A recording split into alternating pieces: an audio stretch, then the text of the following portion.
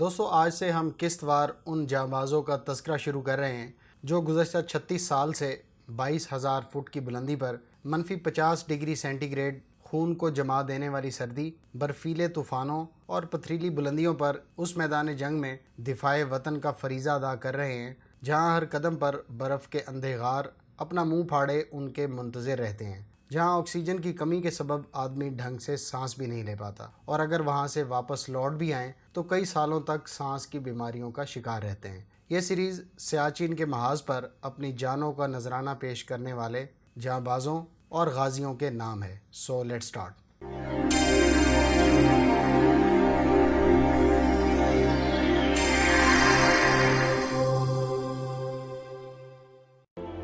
دہلی کے صفدرجنگ روڈ پر واقع prime minister house کے گرد آج معمول سے زیادہ کی سیکیورٹی کے بندوبست کیے گئے تھے۔ تبت کمانڈوز اور CRPF کے خصوصی تربیت یافتہ دستے اپنے اپنے ہیڈ کوارٹر سے بطور خاص آج صبح ہی یہاں پہنچے تھے۔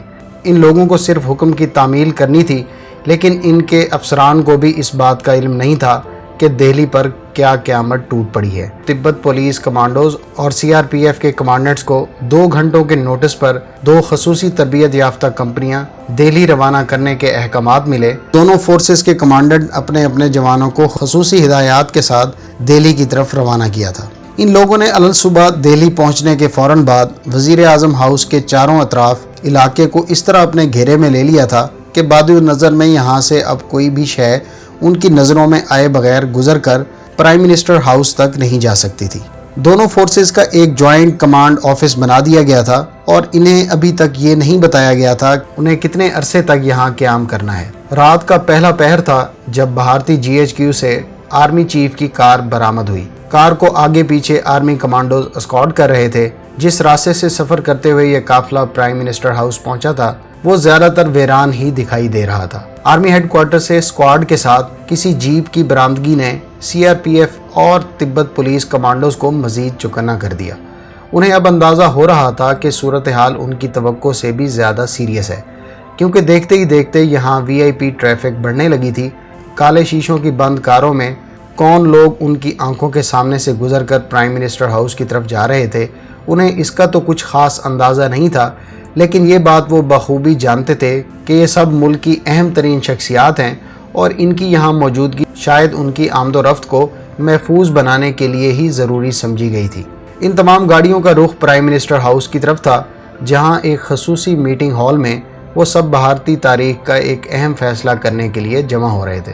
بھارتی وزیر اعظم کے خصوصی سیکرٹری مسٹر RP سینا اور را کا ڈائریکٹر کاؤ ان کے استقبال کے لیے ہال کے سامنے موجود تھے۔ حیرت کی بات تو یہ تھی کہ اس اہم ترین میٹنگ کے لیے پرائم منسٹر ہاؤس کے سٹاف کو بھی اطلاع دینے کا تکلف نہیں کیا گیا تھا، ورنہ شاید ان حالات میں وہ معمول کی ڈیوٹی سے فارغ ہو کر اپنے گھروں کو واپس نہ جاتے۔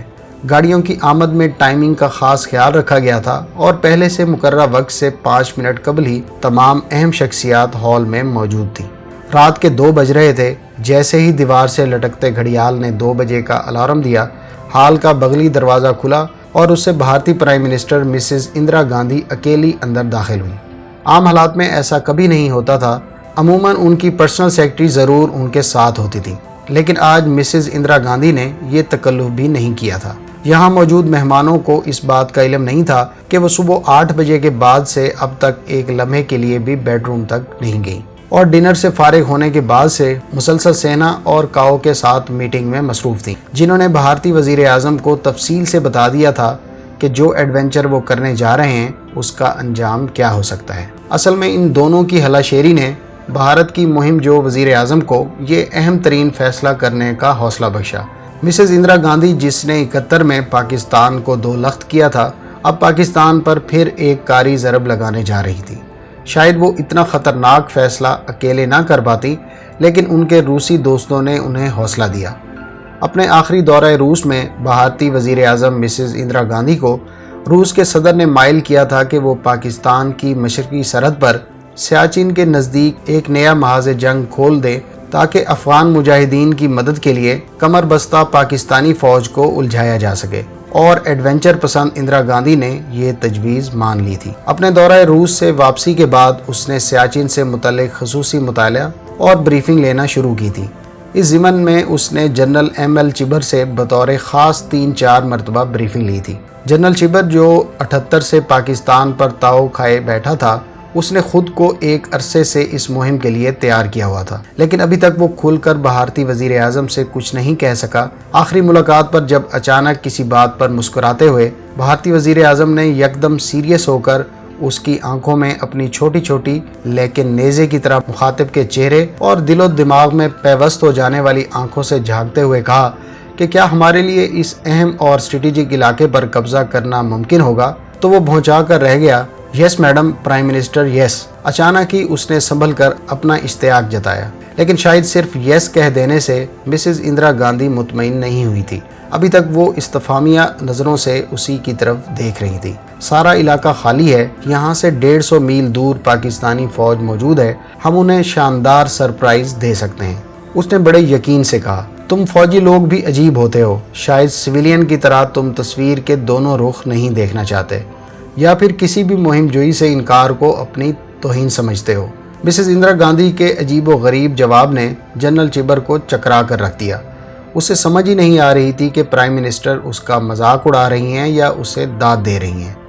بہرحال روانگی سے پہلے اس نے مسز اندرا گاندھی سے متعلق جو ہوم ورک کیا تھا، اس سے اسے اندازہ ہو گیا تھا کہ بھارتی وزیر اعظم کی خوبی یہی ہے کہ وہ بھی دل کی بات زبان پر نہیں لاتی اور دوسرے کا اندیا بھانپنے میں کمال کی مہارت انہیں حاصل ہے۔ اس کو اندازہ ہو چلا تھا کہ بھارتی وزیر اعظم نے جنرل چبر کے اندر سے ایڈونچر پسند فوجی افسر کو شناخت کر لیا تھا، اور بھارتی وزیر اعظم کی طرف سے کوئی اشارہ نہ ملنے کے باوجود وہ اسی نتیجے پر پہنچ گیا تھا، جلد یا بدیر اس کا خواب حقیقت کا روپ دھار لے گا۔ جنرل چبر یہ خواب 78 سے دیکھتا آ رہا تھا۔ 70 کے عشرے کے اواخر میں بھی اس کی خواہش تھی کہ بھارت اس محاذ پر حملہ کر کے شارائے قراقرم کو اپنی گرفت میں لے لے۔ اس نے اپنی اس خواہش کو صرف خود تک محدود نہیں رکھا تھا، اسے عملی روپ دینے کے لیے بطور خاص 1981 میں بھارتی فوج کے کئی افسران اور جوانوں کو دنیا کے منجمد براعظم انٹارکٹیکا بھی بھیجا تھا۔ ان کی روانگی بلا مقصد نہیں تھی۔ بھارتی فوج کے ان افسران نے اپنے سینکڑوں جوانوں کے ساتھ مہینوں یہاں قیام کر کے بدترین حالات میں سرمائی جنگ کا تجربہ حاصل کیا تھا۔ جنرل چبر اس تجربے کو سیاچن پر آزمانا چاہتا تھا۔ Madam prime minister, Mrs Indira Gandhi کے دروازے پر پہنچتے ہی سینا نے جو پہلے سے یہاں موجود تھا اپنی سیٹ پر کھڑے ہو کر کہا، اور اس کے منہ سے یہ الفاظ نکلتے ہی تمام حاضرین اپنی اپنی کرسیوں پر کھڑے ہو گئے۔ بھارتی وزیر اعظم نے دونوں ہاتھ جوڑتے ہوئے نمسکار کیا اور جواب میں سب نے یک زبان ہو کر جے ہند کہا تھا۔ چند منٹ ایک دوسرے کی خیریت دریافت کرنے اور پنجاب میں سکھوں کی تازہ ترین صورتحال جاننے کے بعد مسز اندرا گاندھی نے آرمی چیف کی طرف دیکھ کر انہیں شاید آج کا موضوع یاد دلایا تھا، اور تھوڑی دیر بعد بھارتی فوج کے آرمی چیف نے مسز اندرا گاندھی کی کرسی کے دائیں ہاتھ والی دیوار پر پہلے سے نصب نقشے کے سامنے پوزیشن سنبھال لی۔ اب وہ ایک چھوٹی سی چھڑی کی مدد سے حاضرین کو سیاچن کی پوزیشن سمجھا رہا تھا۔ پاکستانی فوج کا پہلا پڑاؤ یہاں سے 150 میل دور ہے۔ اس نے ایک مخصوص مقام پر چھڑی رکھتے ہوئے کہا۔ کیا مطلب؟ بھارتی وزیر اعظم نے قدرے حیرانگی سے پوچھا۔ میڈم، سکردو کے فوجی ہیڈ کوارٹر سے سیاچن گلیشیئر تقریباً 150 میل دور ہے۔ پاکستانیوں نے سکردو کے فوجی ہیڈ کوارٹر سے 65 میل دور خپلو تک صرف چھوٹی گاڑیوں اور ٹریکٹر ٹرالیوں کے لیے سڑک بنا رکھی ہے، اور خپلو سے 65-70 میل دور سلتورو پہاڑی سلسلے کے مختلف دروں تک پہنچنے کے لیے 8 تا 9 دن لگتے ہیں۔ اس نے اپنے سامنے دھرے کافی کے مگ سے ایک بڑا گھونٹ اپنے حلق میں انڈیلا اور اپنے ساتھ والی سیٹ پر موجود ایک نوجوان کی طرف اشارہ کرتے ہوئے کہا، یہ ہیں کرنل کمار۔ کرنل کمار 1982 سے اب تک 6 مرتبہ اس علاقے کی ریکی کر چکے ہیں۔ حال ہی میں انہوں نے آج سے صرف 15 روز پہلے اپنے 6 جوانوں کے ساتھ پاکستانی علاقے میں قریباً 60 کلومیٹر دور تک ریکی کی ہے۔ یہاں کی صورتحال پر وہ تفصیلاً بتائیں گے، کیونکہ میرے اس نوجوان ساتھی کے پاس فرسٹ ہینڈ ایکسپیرینس ہے۔ اس نے بڑے رشک بھرے لہجے میں اپنے ساتھ یہاں آنے والے نوجوان کرنل کا تعارف کروایا۔ پرائم منسٹر اندرا گاندھی سمیت حاضرین کی آرام دہ کرسیاں بغیر آواز پیدا کیے گھومی، اور ان سب کی نظریں کرنل کمار کے تمتماتے چہرے پر جم گئیں، جو بڑے فخری انداز میں قدرے جھک کر حکم بجا لاتے ہوئے بریفنگ ڈائس کی طرف جا رہا تھا۔ آرمی چیف نے دوبارہ اپنی کرسی سنبھال لی تھی۔ حاضرین محترم، اس نے بڑے گھمبیر لہجے میں اپنی گفتگو کا آغاز کیا۔ سب گوش بر آواز تھے۔ موسم سرما میں اس علاقے کا سفر موت کا سفر بن جاتا ہے۔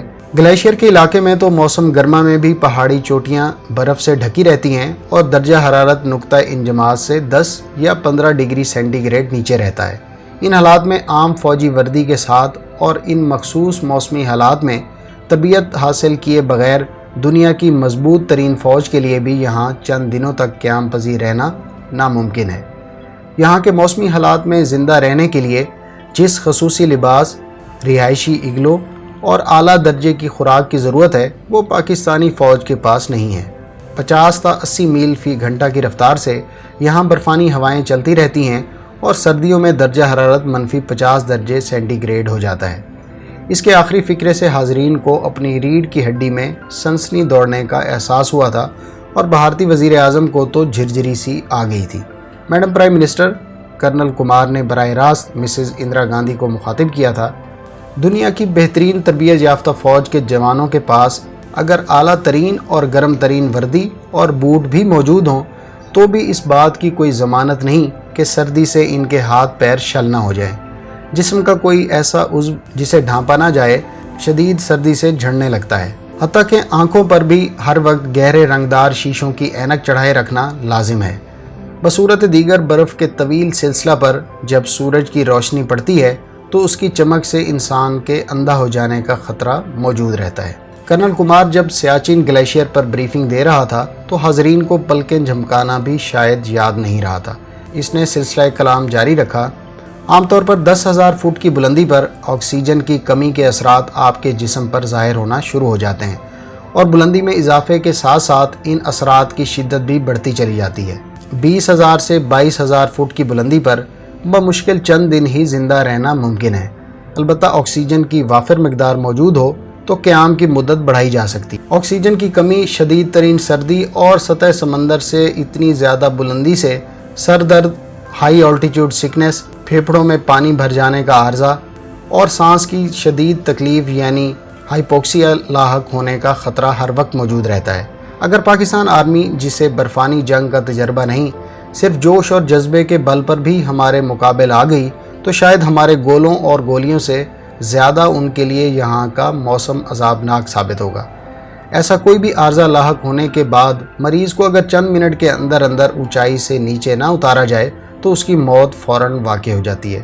لیکن وہ لوگ پہلے سے آزاد کشمیر کے اونچے پہاڑی علاقوں اور شمالی علاقہ جات میں موجود رہے ہیں۔ وزیر خارجہ نے اچانک ہی اس کی بات کاٹتے ہوئے کہا، سر، ہمارے سروے کے مطابق جو انٹیلیجنس رپورٹس کے ذریعے معلوم پڑا ہے، پاکستان کے آزاد کشمیر اور شمالی علاقہ جات میں بلند ترین محاذ جنگ اور ان کی کمانڈ پوسٹ کی اونچائی سطح سمندر سے 15,000 فٹ ہے، جبکہ سیاچن میں کوئی بھی پوسٹ 18,000 فٹ سے کم بلندی پر قائم کرنے کا کوئی فائدہ ہی نہیں ہوگا، کیونکہ اس طرح صحیح ڈھنگ سے دید بانی ہی نہیں ہو سکتی، جبکہ خصوصی طور پر پوسٹیں 21,000 فٹ کی بلندی پر بھی بنائی جائیں گی۔ اور جہاں تک سردی کی بات ہے تو شمالی علاقہ جات کی سردیوں کا سیاچن کی سردی سے مقابلہ بالکل ایسا ہی ہے جیسے ہم شملہ میں پڑنے والی سردی کا مقابلہ سائبیریا میں پڑنے والی سردی سے کرنے لگے۔ کرنل کمار کی بریفنگ کا آخری فقرہ خاصا چبھتا ہوا تھا اور اس کی سب سے زیادہ چبھن بھارتی وزیر خارجہ ہی نے محسوس کی تھی۔ کرنل کمار اور اس سے پہلے آرمی چیف کی بریفنگ کے بعد اب اس علاقے سے متعلق کوئی انفارمیشن ایسی نہیں تھی جو ان عمائدین سلطنت تک منتقل نہ ہو گئی ہو۔ پاکستانی فوج کی پوزیشن، بھارتی فوج کی تربیتی اور اسلحے کی برتری پر بھارتی آرمی چیف نے کھل کر اظہار خیال کیا تھا۔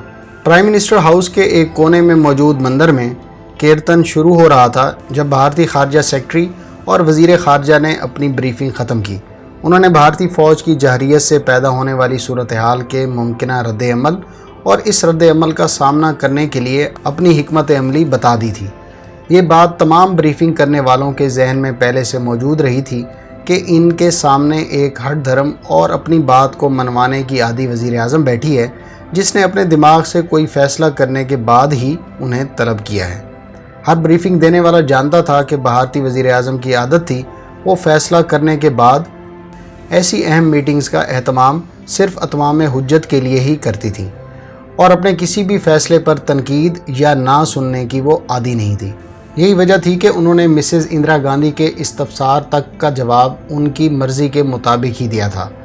بھارتی آرمی چیف ایک تجربہ کار جنرل تھا، اس کی ساری زندگی توپ و تفنگ کے سائے میں گزری تھی۔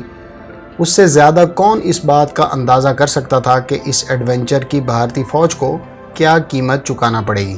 وہ جانتا تھا کہ بھارتی کبھی سیاچن کے راستے شرائع کراکرم پر کنٹرول حاصل نہیں کر سکتے، دنیا کی کوئی فوج ایسا نہیں کر سکتی۔ لیکن اسے اس بات کا بھی علم تھا کہ مسز اندرا گاندھی کے اس فیصلے کے پیچھے روسی دباؤ موجود ہے، اور ان حالات میں بھارت روس کو ناراض کرنے کا خطرہ کبھی مول نہیں لے گا۔ ان سب سے بڑھ کر اہم بات یہ تھی کہ وہ خود اگلے 6 ماہ کے بعد ریٹائر ہونے جا رہا تھا۔ اس نے ساری سروس متنازع ہوئے بغیر گزاری تھی، اب وہ آخری مرحلے پر وہ کیوں کسی کی ناراضگی کا خطرہ مول لے۔ اس لیے اس نے بھی جوابات بھارتی وزیر اعظم کی توقعات کے مطابق ہی دیے تھے۔ ایک پیشہ ور جنرل کی حیثیت سے گو کہ وہ ایک ہی وقت میں 2 محاذ کھولنے کا خطرہ مول نہیں لے سکتا تھا، وہ جانتا تھا کہ مسز اندرا گاندھی کے لیے را کے ڈائریکٹر کاؤ کا کہنا ہی آخری ہوتا ہے، اور ان حالات میں کاؤ نے بھی پرائم منسٹر کے مزاج کو سمجھتے ہوئے ان کے کسی بات کا نہ میں جواب دینا مناسب نہیں جانا ہوگا۔